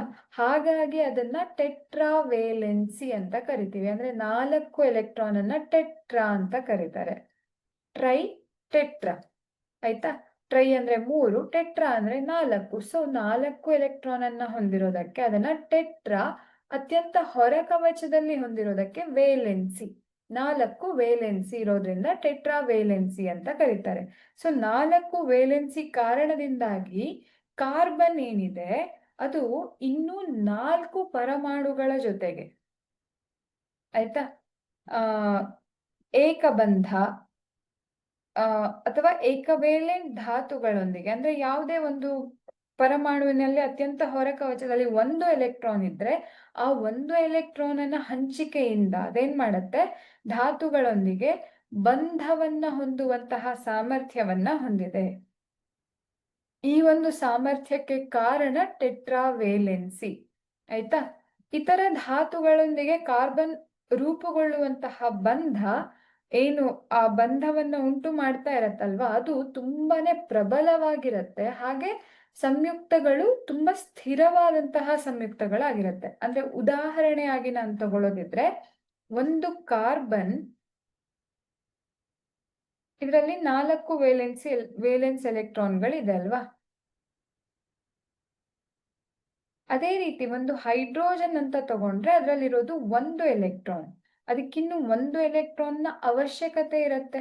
ಸೊ ಈ ಕಾರ್ಬನ್ ಏನ್ ಮಾಡುತ್ತೆ, ನನ್ನ ಹತ್ರ 4 ಎಲೆಕ್ಟ್ರಾನ್ ಇದೆ, ಸೊ ನಿನ್ನ ಹತ್ರ ಇರೋ 1 ಎಲೆಕ್ಟ್ರಾನ್ ಅನ್ನ ನನ್ನ ಜೊತೆಗೆ ಶೇರ್ ಮಾಡ್ಕೊ, ನಾನು ನನ್ನ ಹತ್ರ ಇರೋ 1 ಎಲೆಕ್ಟ್ರಾನ್ ಅನ್ನ ನಿನ್ ಜೊತೆ ಶೇರ್ ಮಾಡ್ಕೊಳ್ತೀನಿ ಅಂತ ಒಂದು ಕಾರ್ಬನ್ 4 ಜನ ಹೈಡ್ರೋಜನ್ ಜೊತೆಗೆ ಏನ್ ಮಾಡುತ್ತೆ, ಬಂಧವನ್ನ ಉಂಟು ಮಾಡುತ್ತೆ.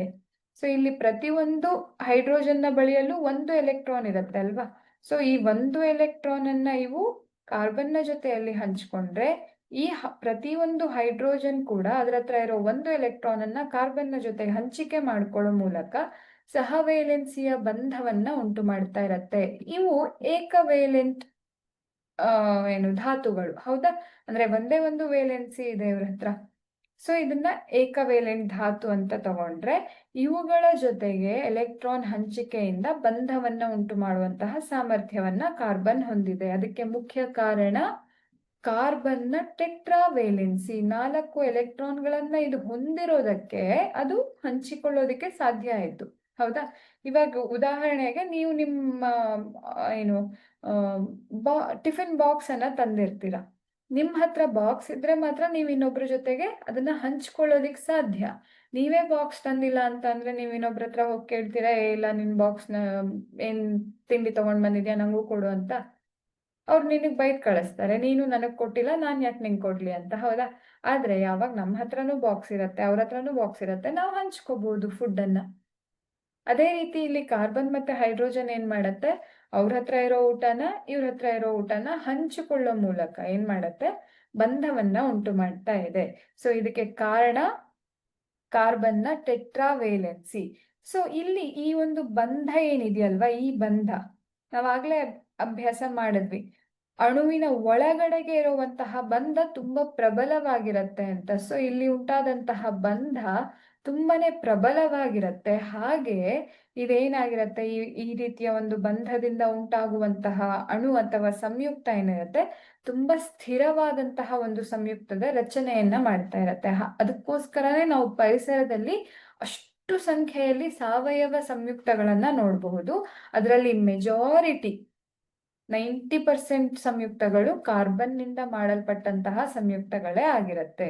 ಸೊ ಕಾರ್ಬನ್ ಅಷ್ಟು ಪ್ರಮಾಣ ವಾತಾವರಣದಲ್ಲಿ, ಭೂತೊಗಟೆಯಲ್ಲಿ ಎಲ್ಲ ಅಷ್ಟು ಕಡಿಮೆ ಪ್ರಮಾಣದಲ್ಲೂ ಇದ್ರೂ ಕೂಡ ನಾವು ಅದರ ಬಗ್ಗೆ ಅಭ್ಯಾಸ ಮಾಡ್ತಾ ಹೋದ್ರೆ ತುಂಬಾ ಸಮಯ ಬೇಕು. ತುಂಬಾ ಇಂಪಾರ್ಟೆಂಟ್ ವಿಷಯಗಳು ಕೂಡ ಇದೆ. ಆಯ್ತಾ? ಕಾರ್ಬನ್ ನಿಂದ ಅಷ್ಟು ಸಂಯುಕ್ತಗಳ ರಚನೆ ಆಗ್ತಾ ಇರತ್ತೆ. ಇನ್ನೊಂದು ಕಾರಣ, ಈ ರೀತಿಯ ಒಂದು ಸಾವಯವ ಸಂಯುಕ್ತಗಳ ರಚನೆಗೆ ಇನ್ನೊಂದು ಕಾರಣ ಅಂತ ಅಂದ್ರೆ ಅದು ಕೆಟನೀಕರಣ. ಇದು ಕಾರ್ಬನ್ ನಲ್ಲಿ ವಿಶಿಷ್ಟವಾದಂತಹ ಒಂದು ಗುಣ ಆಗಿದೆ, ಕೆಟನೀಕರಣ. ಏನು ಕೆಟನೀಕರಣ ಅಂತ ಅಂದ್ರೆ, ಕಾರ್ಬನ್ ಬೇರೆ ಕಾರ್ಬನ್ನ ಜೊತೆಗೆ, ನೀವಿಲ್ಲಿ ಚಿತ್ರದಲ್ಲಿ ಗಮನಿಸ್ತಾ ಇರಬಹುದು, ಇದು ಒಂದು ಕಾರ್ಬನ್ ಇನ್ನೊಂದು ಕಾರ್ಬನ್ನ ಜೊತೆಗೆ ಎಲೆಕ್ಟ್ರಾನ್ ಅನ್ನ ಹಂಚಿಕೊಳ್ಳೋ ಮೂಲಕ ಏನ್ ಮಾಡುತ್ತೆ, ಪ್ರತಿಯೊಂದು ಕಾರ್ಬನ್ ಕೂಡ ಇನ್ನೊಂದು ಕಾರ್ಬನ್ನ ಜೊತೆಗೆ ಎಲೆಕ್ಟ್ರಾನ್ ಹಂಚಿಕೆ ಮಾಡಿಕೊಳ್ಳೋ ಮೂಲಕ ಉದ್ದ ಸರಪಳಿಯ ರೀತಿಯಲ್ಲಿ ರಚನೆಯನ್ನ ಉಂಟು ಮಾಡುತ್ತೆ. ಅಂದ್ರೆ ತುಂಬಾ ದೊಡ್ಡದಾದಂತಹ ಸಂಯುಕ್ತಗಳ ರಚನೆಯನ್ನ ಕಾರ್ಬನ್ ಮಾಡೋದಿಕ್ಕೆ ಸಾಮರ್ಥ್ಯವನ್ನ ಹೊಂದಿದೆ. ಅಂದ್ರೆ ಅದು ಉದ್ದ ಸರಪಳಿ ರೀತಿಯಲ್ಲಾದ್ರೂ ಆಗಿರಬಹುದು, ಚೈನ್ ತರ ಉದ್ದವಾದಂತಹ ಒಂದು ಸಂಯುಕ್ತ, ಅಥವಾ ಏನು ಅದರಲ್ಲಿ ವಿಧಗಳು ಸಹ ನಾವು ನೋಡಬಹುದು. ಆಯ್ತಾ? ಹೇಗೆ ಅಂತ ಅಂದ್ರೆ, ಇವಾಗ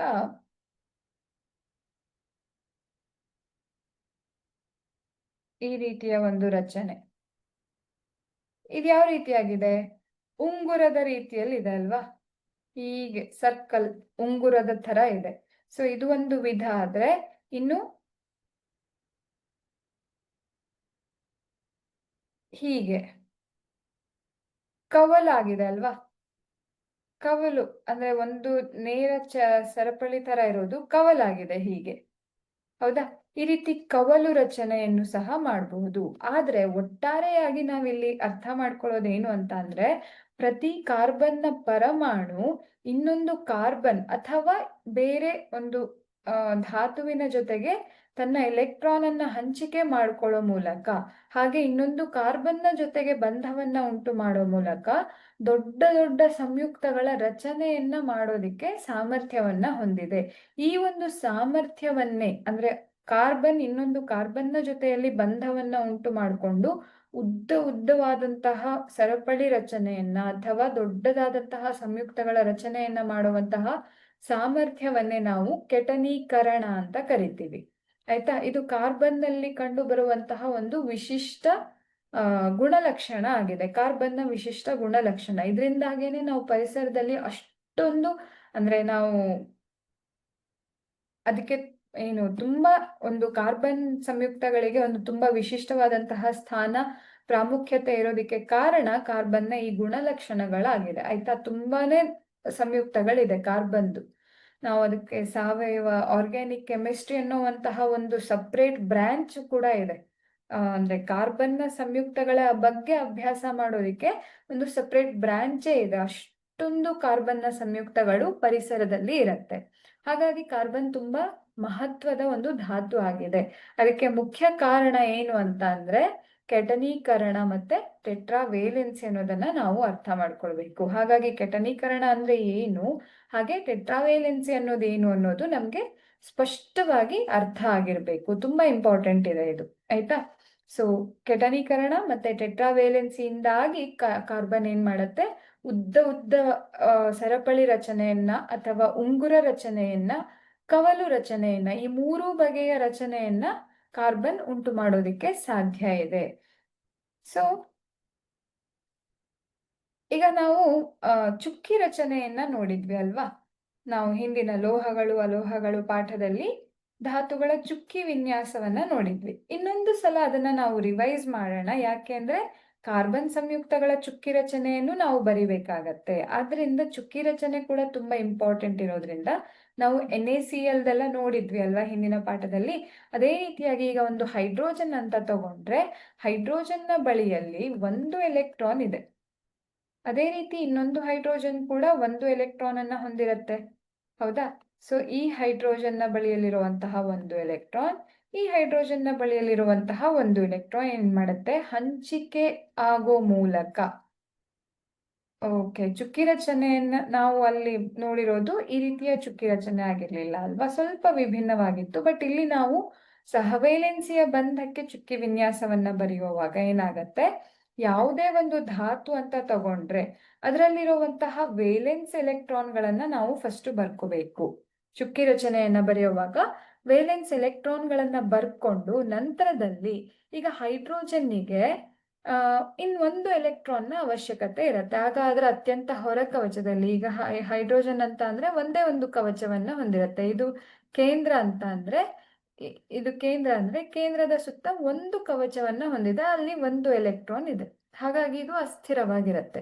ಎರಡು ಎಲೆಕ್ಟ್ರಾನ್ ಆದ್ರೆ, ಅತ್ಯಂತ ಹೊರ ಕವಚದಲ್ಲಿ ಎರಡು ಎಲೆಕ್ಟ್ರಾನ್ ಆದ್ರೆ ಅದು ಸ್ಥಿರ ಆಗೋದ್ರಿಂದ ಹೈಡ್ರೋಜನ್ ಏನ್ ಮಾಡ್ತಾ ಇರತ್ತೆ, ಒಂದು ಎಲೆಕ್ಟ್ರಾನ್ ಬೇಕು ಅನ್ನೋದಿರತ್ತೆ. ಅದಕ್ಕೆ ಈ ಹೈಡ್ರೋಜನ್ ಏನ್ ಮಾಡತ್ತೆ, ಇನ್ನೊಂದು ಹೈಡ್ರೋಜನ್ ನ ಜೊತೆಗಾದ್ರೂ ಆಗಿರಬಹುದು ಅಥವಾ ಬೇರೆ ಯಾವುದೇ ಧಾತುವಿನಿಂದ ಒಂದು ಎಲೆಕ್ಟ್ರಾನ್ ಅನ್ನ ತನ್ನ ಹತ್ರ ತಗೊಳ್ಳೋದಿಕ್ಕೆ ಅದು ತಯಾರಾಗಿರುತ್ತೆ. ಸೊ ಹೈಡ್ರೋಜನ್ನ ನಡುವೆನೆ ಎಲೆಕ್ಟ್ರಾನ್ ಹಂಚಿಕೆ ಆದ್ರೆ ಅದು ಹೇಗೆ? ಈಗ ಈ ಹೈಡ್ರೋಜನ್ ತನ್ನ ಬಳಿ ಒಂದು ಎಲೆಕ್ಟ್ರಾನ್ ಇದೆ, ಇನ್ನೊಂದು ಹೈಡ್ರೋಜನ್ನಿಂದ ಎಲೆಕ್ಟ್ರಾನ್ ಅನ್ನ ತನ್ನ ಜೊತೆಗೆ ಹಂಚಿಕೆ ಮಾಡ್ಕೊಳ್ಳೋ ಮೂಲಕ ಈಗ ಇದರ ಹತ್ರ 2 ಎಲೆಕ್ಟ್ರಾನ್ ಆಯ್ತು ಅಲ್ವಾ? ಅದೇ ರೀತಿಯಲ್ಲಿ ಈ ಹೈಡ್ರೋಜನ್ ಕೂಡ ಇಲ್ಲಿರುವಂತಹ ಎಲೆಕ್ಟ್ರಾನ್ ಅನ್ನ ತನ್ನ ಜೊತೆಯಲ್ಲಿ ಹಂಚಿಕೆ ಮಾಡ್ಕೊಳ್ಳೋ ಮೂಲಕ ಏನಾಗತ್ತೆ? ಹೈಡ್ರೋಜನ್ ಅಂತ ಅಂದ್ರೆ ಇಲ್ಲಿ 2 ಎಲೆಕ್ಟ್ರಾನ್ ಅನ್ನ ನಾವು ಹೀಗೆ ಬರಿಬಹುದು. ಅಂದ್ರೆ ಅರ್ಥ, ಹೈಡ್ರೋಜನ್ ಮತ್ತೆ ಹೈಡ್ರೋಜನ್ ನ ನಡುವೆ ಏಕಬಂಧ ಉಂಟಾಗಿದೆ ಅನ್ನೋದನ್ನ ನಾವು ನೋಡಬಹುದು. ಸೊ ಇಲ್ಲಿ ಒಂದು ಚುಕ್ಕಿ ಆದ್ರೆ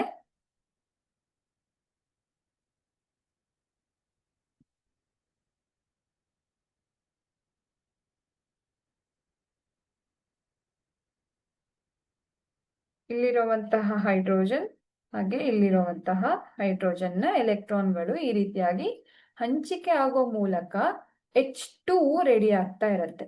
H2 ಹೌದಾ? ಸೊ ಇದರ ಚುಕ್ಕಿ ವಿನ್ಯಾಸ ಅಂತ ಅಂದ್ರೆ ನಾವು ಈ ರೀತಿಯಾಗಿ ಬರಿಬೇಕು. ಚುಕ್ಕಿಯನ್ನ ಬರೆದು ಅವುಗಳು ಹೇಗೆ ಹಂಚಿಕೆ ಆಗ್ತಾ ಇದೆ ಅನ್ನೋದನ್ನ ನಾವು ತೋರಿಸ್ಬೇಕಾಗತ್ತೆ. ನೀವು ನಿಮ್ಮ ಪುಸ್ತಕದಲ್ಲಿ ಈ ರೀತಿಯ ಒಂದು ಚಿತ್ರವನ್ನ ಗಮನಿಸಬಹುದು. ಇದು ಹೈಡ್ರೋಜನ್ ಪರಮಾಣುವಿನ ನಡುವೆ ಚುಕ್ಕಿ ವಿನ್ಯಾಸದಿಂದ ನಾವು ಬಂಧ ಉಂಟಾಗೋದನ್ನ ತೋರಿಸುವಂತಹ ಒಂದು ಚಿತ್ರ ಆಗಿರತ್ತೆ.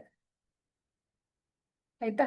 ಅದೇ ರೀತಿ ಈಗ ಆಕ್ಸಿಜನ್ ಅಂತ ತಗೊಂಡ್ರೆ, ಆಕ್ಸಿಜನ್ ನಲ್ಲಿ ಏನಾಗ್ತಾ ಇರತ್ತೆ? ನಾನು ಆಗ್ಲೇ ನಿಮ್ಗೆ ಹೇಳ್ದೆ, ಆಕ್ಸಿಜನ್ ನ ಒಂದು ಉದಾಹರಣೆಯನ್ನ ತಗೊಂಡು ಸಹವೇಲೆನ್ಸಿ ಬಂಧವನ್ನ ತೋರಿಸುವಾಗ ಆಕ್ಸಿಜನ್ ನ ಉದಾಹರಣೆಯನ್ನ ತಗೊಂಡು ಯಾವ ರೀತಿಯಾಗಿ ಬಂಧ ಉಂಟಾಗತ್ತೆ, ಹೇಗೆ ಉಂಟಾಗತ್ತೆ ಅನ್ನೋದನ್ನ ನಾನು ಹೇಳ್ದೆ ಅಲ್ವಾ?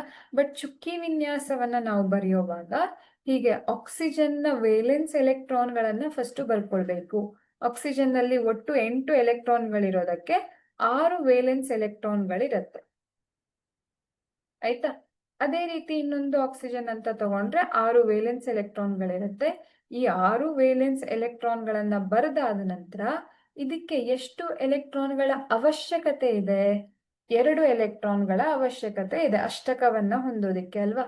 ಯಾಕಂದ್ರೆ ಇದು ಬೀಜ ಕೇಂದ್ರ ಅಂತ ನಾವು ತಗೊಂಡ್ರೆ ಇದರ ಸುತ್ತ ಮೊದಲನೇ ಕವಚದಲ್ಲಿ 2 ಎಲೆಕ್ಟ್ರಾನ್ಗಳು ಸುತ್ತುತ್ತಾ ಇದೆ. ಅತ್ಯಂತ ಹೊರ ಕವಚದಲ್ಲಿ ಒಟ್ಟು 6 ಎಲೆಕ್ಟ್ರಾನ್ಗಳಿದೆ. ಇನ್ನು 2 ಎಲೆಕ್ಟ್ರಾನ್ಗಳು ಬಂದ್ರೆ 8 ಎಲೆಕ್ಟ್ರಾನ್ ಆಗಿ ಇದು ಜಡ ಅನಿಲವಾದ ವಿನ್ಯಾಸವನ್ನ ಹೊಂದಿ ಸ್ಥಿರವಾಗ್ಬಿಡತ್ತೆ ಅಲ್ವಾ?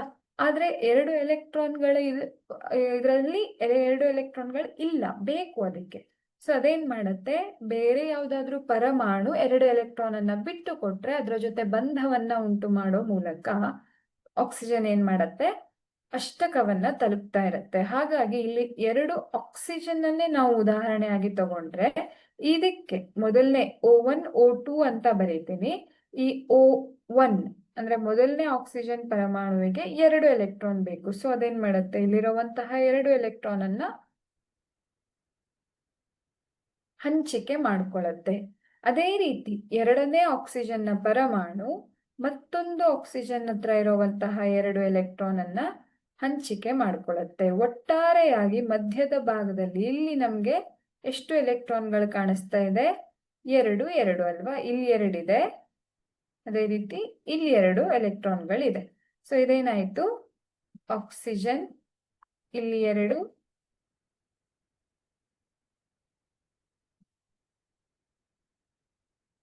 ಹೌದಾ? ಸೊ ಹೀಗೆ ಉಂಟಾಗ್ತಾ ಇದೆ ಅಲ್ವಾ? ಅಂದ್ರೆ ಈ 2 ಎಲೆಕ್ಟ್ರಾನ್ಗಳಿಂದಾಗಿ ಒಂದು ಬಂಧ ಉಂಟಾದ್ರೆ ಈ 2ರಿಂದ ಇನ್ನೊಂದು ಬಂಧ ಉಂಟಾಗ್ತಾ ಇದೆ. ಹಾಗಾಗಿ ಆಕ್ಸಿಜನ್ ಇನ್ನೊಂದು ಆಕ್ಸಿಜನ್ ನ ಜೊತೆಗೆ ದ್ವಿಬಂಧವನ್ನ ಉಂಟು ಮಾಡೋ ಮೂಲಕ ಏನಾಗ್ತಾ ಇರತ್ತೆ? O2 ಉಂಟಾಗ್ತಾ ಇರತ್ತೆ. ಸೊ ಇದು ಯಾವುದೇ ಒಂದು ಅಣುವಿನ ಚುಕ್ಕಿ ರಚನೆಯನ್ನ ನಾವು ಬರೆಯೋದು. ನಾವು ಇದೇ ರೀತಿಯಾಗಿ ಕಾರ್ಬನ್ನ ಸಂಯುಕ್ತಗಳಲ್ಲೂ ಕೂಡ ಚುಕ್ಕಿ ರಚನೆಯನ್ನ ಬರಿಬೇಕಾಗತ್ತೆ. ಹಾಗಾಗಿ ಈ ಚುಕ್ಕಿ ರಚನೆ ಬರೆಯೋದನ್ನ ನೀವು ಸರಿಯಾಗಿ ಪ್ರಾಕ್ಟೀಸ್ ಮಾಡ್ಕೊಳ್ಳಿ.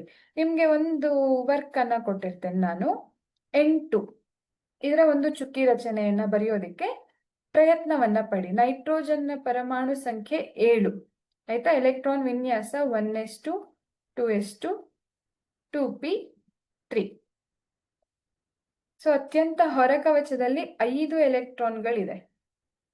ಸೊ ಇಲ್ಲೂ ಕೂಡ 5 ಎಲೆಕ್ಟ್ರಾನ್ಗಳಿರತ್ತೆ. ಪ್ರತಿಯೊಂದು ಅಂದ್ರೆ ಇದ್ರ ಹತ್ರ 5 ಎಲೆಕ್ಟ್ರಾನ್, ಅದೇ ರೀತಿ N2 ಹತ್ರ 5 ಎಲೆಕ್ಟ್ರಾನ್ಗಳು ಇರುತ್ತೆ ಅಲ್ವಾ, N1 N2 ಅಂತ ನೋಡಿದ್ರೆ ಇದಕ್ಕೆ ಇನ್ನು 3 ಎಲೆಕ್ಟ್ರಾನ್ನ ಅವಶ್ಯಕತೆ ಇದೆ. ಅದೇ ರೀತಿ ಇದಕ್ಕೂ ಕೂಡ 3 ಎಲೆಕ್ಟ್ರಾನ್ನ ಅವಶ್ಯಕತೆ ಇರುತ್ತೆ. ಸೊ ಇವೆರಡು ಹೇಗೆ ಬಂಧವನ್ನ ಉಂಟು ಮಾಡತ್ತೆ ಅನ್ನೋದನ್ನ ನೀವು ಪ್ರಯತ್ನವನ್ನ ಮಾಡಿದಾಗ ನಿಮ್ಗೆ ಎಷ್ಟು ಕಲ್ತಿದ್ದೀರಾ ಅನ್ನೋದು ಅರ್ಥ ಆಗತ್ತೆ. ಚುಕ್ಕಿ ವಿನ್ಯಾಸ ತುಂಬಾ ಇಂಪಾರ್ಟೆಂಟ್ ಇದೆ. ಹಾಗಾಗಿ ಪ್ರಶ್ನೆ ಬರುತ್ತೆ ಇದ್ರ ಮೇಲೆ, ಚುಕ್ಕಿ ವಿನ್ಯಾಸವನ್ನ ಬರೀರಿ ಅನ್ನುವಂತಹ ಪ್ರಶ್ನೆಯನ್ನ ಸಾಕಷ್ಟು ಬಾರಿ ಕೇಳಿದ್ದಾರೆ ಪ್ರಶ್ನೆ ಪತ್ರಿಕೆಯಲ್ಲಿ. ಸೊ ಪ್ರಾಕ್ಟೀಸ್ ಮಾಡ್ಕೊಂಡ್ರೆ ನಿಮ್ಗೆ ಒಳ್ಳೇದಾಗತ್ತೆ. ಹಾಗಾಗಿ N2 ರಚನೆಯನ್ನ ಪ್ರಾಕ್ಟೀಸ್ ಮಾಡಿ. ಅದೇ ರೀತಿಯಲ್ಲಿ ಹೈಡ್ರೋಜನ್, ಆಕ್ಸಿಜನ್ ನಾನು ಇವಾಗ ಕ್ಲಾಸಲ್ಲಿ ಹೇಳಿರ್ಬಹುದು, ನೀವು ಓನ್ ಆಗಿ ಪ್ರಾಕ್ಟೀಸ್ ಮಾಡಿದ್ರು ಕೂಡ ಹೆಲ್ಪ್ ಆಗತ್ತೆ ನಿಮ್ಗೆ. ಹಾಗೆ ನೈಟ್ರೋಜನ್ದು ಬರೆದು ಪ್ರಾಕ್ಟೀಸ್ ಮಾಡಿ. ಯಾರಿಗಾದ್ರೂ ಗೊತ್ತಾದ್ರೆ ತುಂಬಾ ಒಳ್ಳೇದು, ಆಯ್ತಾ. ಬರೆಯೋದಿಕ್ ಬಂದ್ರೆ ತುಂಬಾ ಒಳ್ಳೇದು, ಕಲ್ತಿದ್ದೀರಾ ಅಂತ ಆಗತ್ತೆ. ಸೊ ಇವಿಷ್ಟು ಇವತ್ತಿನ ಕ್ಲಾಸಲ್ಲಿ ನಾವು ಕಲ್ತಂತಹ ವಿಷಯ ಆಗಿತ್ತು. ಅಂದ್ರೆ ಯಾವ್ಯಾವ್ದ್ರ ಬಗ್ಗೆ ನಾವು ಕಲ್ತ್ವಿ? ಕಾರ್ಬನ್ನ ಪರಮಾಣು ಸಂಖ್ಯೆ, ಎಲೆಕ್ಟ್ರಾನ್ ವಿನ್ಯಾಸವನ್ನ ಕಲ್ತ್ವಿ. ಹಾಗೆ ಕಾರ್ಬನ್ ನಲ್ಲಿ ಎಷ್ಟು ವೇಲೆನ್ಸ್ ಎಲೆಕ್ಟ್ರಾನ್ಗಳಿದೆ ಅನ್ನೋದನ್ನ ನಾವು ಅಭ್ಯಾಸ ಮಾಡಿದ್ವಿ. ಹಾಗೆ ಕಾರ್ಬನ್ ಸಂಯುಕ್ತಗಳ ಗುಣಲಕ್ಷಣಗಳನ್ನ ನಾವು ಕಲ್ತಿದೀವಿ.